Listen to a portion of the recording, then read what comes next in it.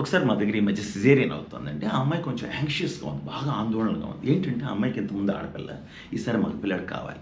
సరే నేను ఆ అమ్మాయిని కొంచెం కన్సోల్ చేసి అనస్థీషియా ఇచ్చి పడుకోబెట్టి తీరా చూస్తే ఈసారి కూడా ఆడపిల్లే పుట్టింది. రెండోసారి కూడా ఆడపిల్లే పుట్టింది. ఆ అమ్మాయి కొంచెం లైట్‌గా ఏడుస్తుంటే నేను నో నో నో అలా ఏడవకూడదు తప్పు అని సెడేషన్ ఇచ్చి ఇంతకీ నీకు పిల్లలు పుట్టకుండా ఆపరేషన్ చేసేయమంటావా అంటే మా ఆయన్ని అడిగాను.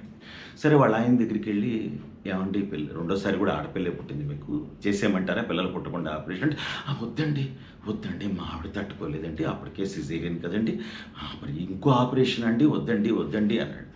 సరే మరి అది కాదండి ఈ ఆపరేషన్లోనే అది అయిపోతుంది ఇంకోసారి కాదు అంటే అది వద్దండి మా ఆవిడని ఇబ్బంది పెట్టకండి నేను చేయించుకుంటానండి నేను చేయించుకుంటాను అన్నాడు. అవన్నీ జరగలేదు. మళ్ళీ సంవత్సరం తర్వాత మళ్ళీ ఆవిడ ప్రెగ్నెంట్‌గా వచ్చింది.